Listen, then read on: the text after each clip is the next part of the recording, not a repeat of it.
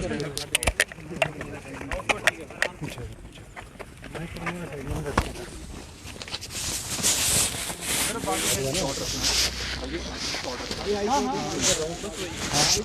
पीछे गेट से बाहर, गेट से बाहर।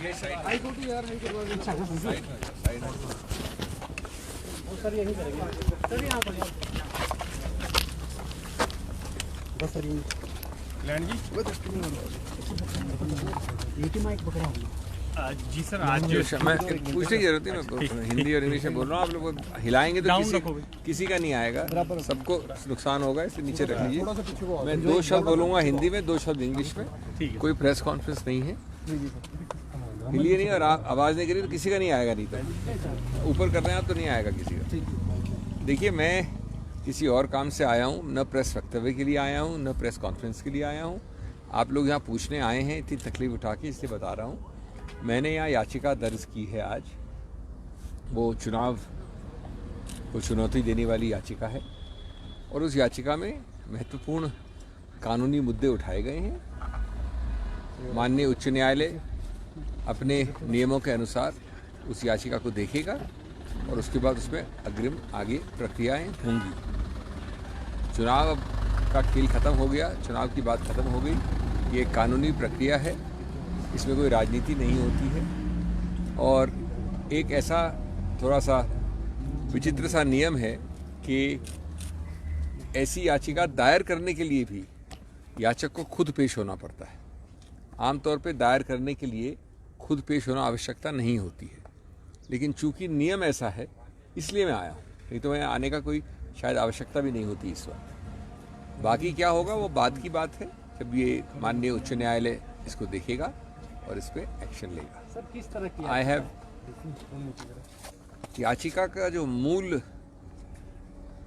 स्रोत है, जो मूल उसमें ग्राउंड लिया गया है, वो संक्षेप में सिर्फ इतना है कि ये धारणा, ये प्रचलन या ये इंटरप्रिटेशन किसी नियम का, जिसके अंतर्गत जिसका नाम अगर टाई में, अगर बराबरी में जिसका नाम निकले वो हार जाए, ये धारणा, ये प्रचलन, ये इंटरप्रिटेशन कानूनी रूप से गलत है।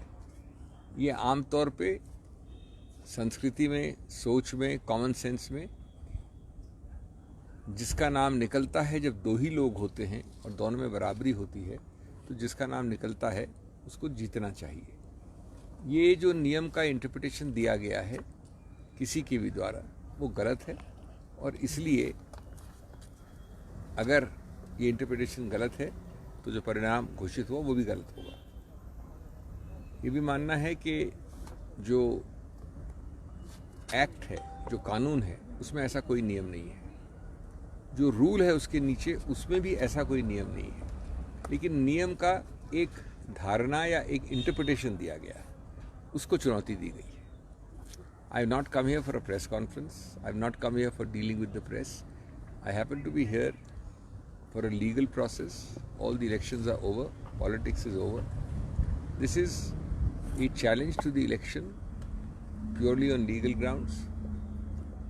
One of the main legal grounds is that there is nothing in law, neither in the act nor in the rules, which compels an interpretation, which requires that the person whose name is drawn up in a draw of lots is the loser. It defies common sense.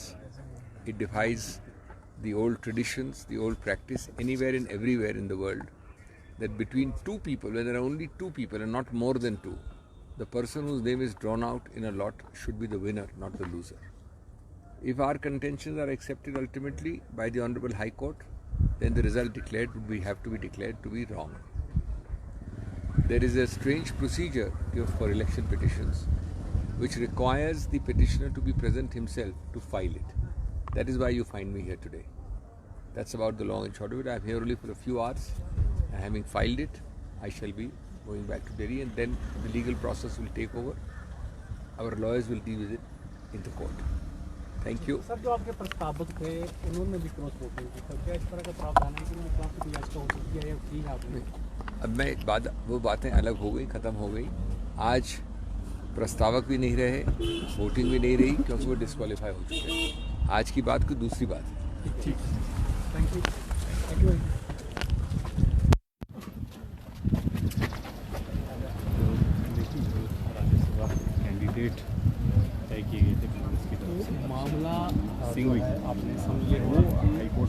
25 है दायर कर रहे हैं जिसमें 25 है राज्यसभा 34 ये आंकड़ा रह गया था। नाम निकला है उसका प्रोसीजर को जोड़ा है।